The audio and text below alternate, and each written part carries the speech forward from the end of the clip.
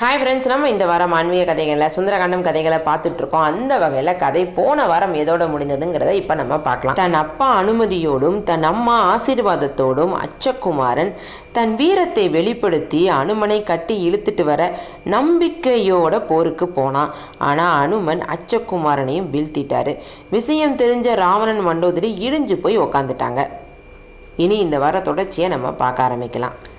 மாவீரன் இந்திரஜித் தந்தைக்கே புத்தி சொல்கிற அளவுக்கு நியாய தர்மங்களை பற்றி நல்லா தெரிஞ்சவர். சீதையை கடத்திட்டு வந்த நாளில் இருந்தே தன் அப்பா மேலே இந்திரஜித்துக்கு பெரிய வருத்தம் இருந்தது. அதனாலேயே பட்டும் படாமல் ஒதுங்கியே இருந்தார். கிங்கர சேனையில் இருந்து அச்சகுமாரன் வரைக்கும் அழிந்து போனதை தெரிஞ்சு தன் நாடு தன் மக்கள்னு துடிச்சு ஓடி வந்தார். உடைஞ்சு போய் உட்காந்துருந்த ராவணன் முன்னாடி வந்து, இது என்ன கூத்து, என்னையே முதலையே அந்த குரங்கை அழிக்க கூப்பிடலை அப்படின்னு இந்திரஜித்து கேட்குறாரு. ஒரு குரங்கை அழிக்க நீயும் நானும் எதுக்குன்னு விட்டுட்டேன்.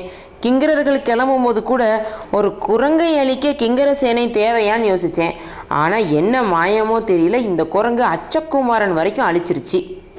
இப்படியே போச்சு அப்படின்னா எனக்கு மட்டும் இல்லை, நம் குலத்துக்கே அசிங்கம் அப்படின்னு ராவணன் சொல்ல இந்திரஜித்துக்கு கோபம் இன்னும் அதிகமாகுது. உங்களுக்கு எதிரியை சரியாக எடை போடவே தெரியல. இப்போ அந்த குரங்கை வீழ்த்தினா கூட இறந்து போன எல்லாரும் திரும்ப வரவா போகிறாங்க?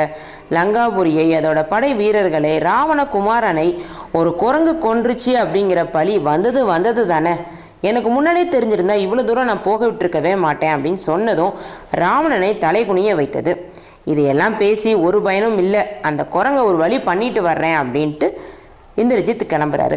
ராவணன் மாதிரி மாவீரன் மட்டும் இல்லை, புத்தி உணர்ச்சி ரெண்டையும் தேவர்கள் போல கட்டியால் தெரிஞ்சவன் தான் இந்த இந்திரஜித்.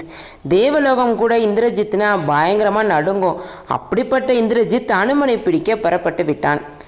இத்தனை பேரையும் ஒரு குரங்கு வீழ்த்தியிருக்கு அப்படின்னா அது சாதாரண குரங்காக இருக்க வாய்ப்பே கிடையாது, பயங்கர சக்தி வாய்ந்ததாக தான் இருக்கும் அப்படிங்கிறத நினச்ச இந்திரஜித் மற்றவங்க மாதிரி வீணாக சண்டை போடாமல் பிரம்மாஸ்திரத்தை ஆயுதமாக எடுக்க முடிவு பண்ணிட்டாரு.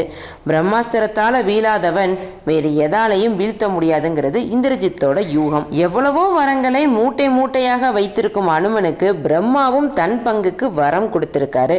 அதில் ஒன்று தான், என்னோட அஸ்திரத்தால் கூட உனக்கு தீங்கு வராது, இருந்தாலும் படைப்பு கடவுளான பிரம்மாவின் அஸ்திரத்துக்கு மரியாதை கொடுக்கணுங்கிறதுக்காக அதை அணைத்து கொண்டு அப்படியே மயங்கியவர் போல் விழுந்தார் அனுமன். பிரம்மாஸ்திர கட்டில் இருக்கும்போது பிற கட்டுகள் கட்டினா பிரம்மாஸ்திரம் செயலிழந்து போயிடும். இதை பற்றி தெரியாத வீரர்கள் வேகமாக சங்கிலியை வச்சு அனுமனை கட்டிட்டாங்க. ஆனால் இந்திரஜித்துக்கு தெரியும். ஆனால் அனுமன் அந்த சங்கிலி கட்டில் அடங்கி இருப்பதை பார்த்து ரொம்ப ஆச்சரியப்பட்டார். இது குரங்கு இல்லை, மிருக வடிவில் இருக்கிற ஒரு மகாசக்தி. இது போக்கில் விட்டு இது என்னதான் பண்ணுதுன்னு பார்ப்போம் அப்படின்னு இந்திரஜித்து யோசிக்கிறாரு. வீரர்கள் கட்டின சங்கிலி கட்டோட இலங்கை நகர வீதி வழியாக அனுமனை இழுத்துட்டு போயிட்டு இருக்காங்க. அனுமனுக்கு இது ஒரு வாய்ப்பாக தான் தெரிஞ்சது. தன் வருகை பற்றி இந்த நகரம் முழுவதும் தெரிஞ்ச மாதிரியும் இருக்கும், ராவணனை சந்தித்த மாதிரியும் இருக்கும் அப்படின்னு யோசிக்கிறாரு. இந்த வார கதை இதோட முடியுது. இனி இதோட தொடர்ச்சியை நம்ம அடுத்த வாரம் பார்க்கலாம். சுந்தரகாண்டம் கதைகளை முழுசாக தெரிஞ்சுக்கணும் அப்படின்னா டிஸ்கிரிப்ஷனுக்குள்ளே போய் பாருங்கள், ஃபுல் லிங்க் இருக்குது, பார்த்து முழு கதையும் தெரிஞ்சுக்கோங்க. அப்படியே இந்த வீடியோ உங்கள் ஃப்ரெண்ட்ஸ் கூட ஷேர் பண்ணுங்கள். விருதை பொண்ணு சேனலை சப்ஸ்கிரைப் பண்ணுங்கள். நன்றி, வணக்கம்.